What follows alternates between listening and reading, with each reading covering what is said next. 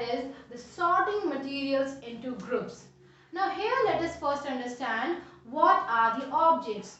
All the things which are around us, maybe it is the clothes we around us, the table, chair, the plants, animals or human beings, all of these are the objects. Now sorting these objects, the process is the classification. The sorting of objects into different groups with each group having its own properties is called classification of objects. Now sorting here means separation of objects. Based on their properties, the objects have been separated and put into in separate groups so that we can do our work easily. So this process in which we separate objects and keep it into separate groups is known as the classification. Now, what is the benefit of grouping these objects? So let us see the advantages of classification or sorting materials.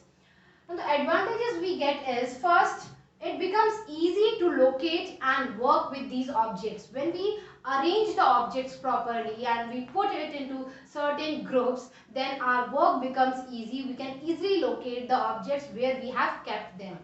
Now second is, it helps us to understand the object as well as its properties. For this, let us take an example like have you ever been to a provisional store? There, the shopkeeper used to keep all the things separately into different compartments. You can say that he has grouped the things in different groups depending on their properties. Now, you must have seen all kinds of soaps are put differently at different place. The biscuits are at different place.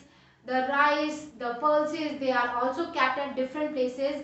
This is because that when the customer comes, he would be able to locate the things and can work with these objects easily. Now, what is the basis of these classification? When we classify the objects, then what are the things we keep in mind to classify them? There are two basic categories. That is, first one is similarities and the second is differences. Now here, as in the previous example, we have said all the biscuits and all the soaps are put together. Now all soaps, whether it is of any brand, they have the same property and they are having the same property, like they all are used for bathing or washing. So this is the common in all the soaps. So this becomes their similarity. Now differences is, now soaps are different from biscuits. Biscuits are used for eating and soaps are used for washing. So this is the difference between these two categories. So on the basis of similarities and on the basis of differences, the objects are grouped into various groups. Now here it is definite to have the particular object which we are using to group into a particular group. It must have some similarities and some differences. It should not be like this all the objects are dissimilar, or it should not be like this all the objects are similar. So it must have some similarities and some differences. Now let us see the broader classification here. A broader classification is living and non-living. In living, we can have sub-classification as plants and animals. All the plants together are categorized in the group plants, and all the animals, whether they are small animals or big animals, they are all kept in the category animal.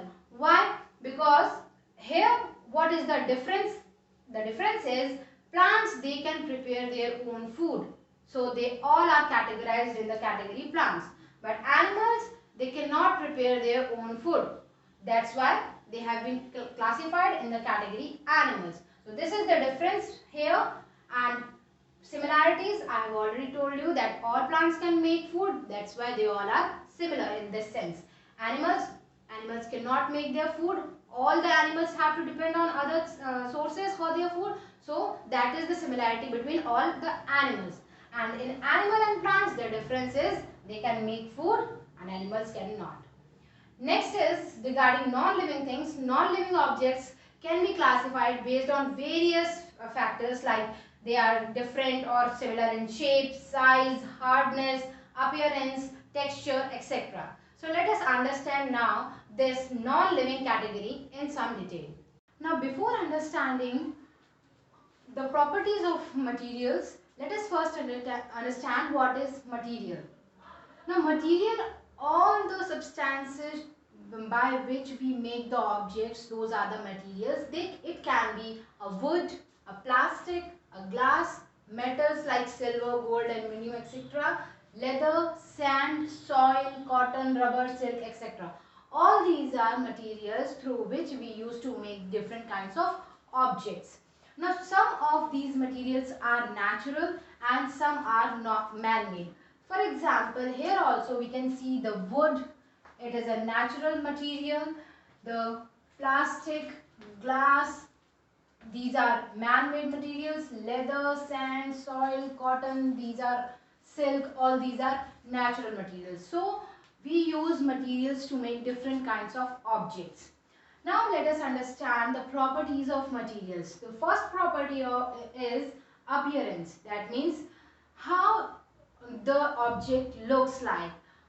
Is it shiny or dull? What is its shape? What is its size? What is the color of the object? That all comes under the category of appearance. This is the first property of material. Now here shiny objects, we call it as lustrous. Now all those objects which have shine, they are called as lustrous object, and mostly all the metals are lustrous. That's why we can take the example of gold or silver. These are used for making jewelries. Now next is about dull, which does not shine. They have dull look. The wood is the example.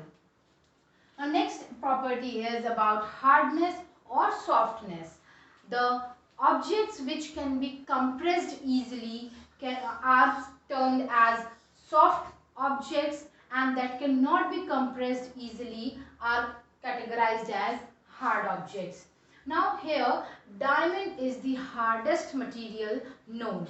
Now in soft materials we can take the example of chalk, clay, skin, wheat flour, or you can say tomato. So all these are soft materials. These can be compressed, these can be pressed easily, these can be cut and bent easily. Now next is about soluble and insoluble. So soluble objects are those objects, or you can say those substances which can easily dissolve into the water. For example, if we take salt and we try to dissolve it into the water, it will get dissolved. The sugar also dissolves in the water. So these objects, these substances are called as soluble substances. On the other hand, those substances which does not dissolve in the water are categorized as insoluble substances. For example, the sand, the stones, the pebbles, the wood, all these substances do not dissolve into the water. So that's why these are categorized as insoluble substances. Now it is further divided into solid and liquid.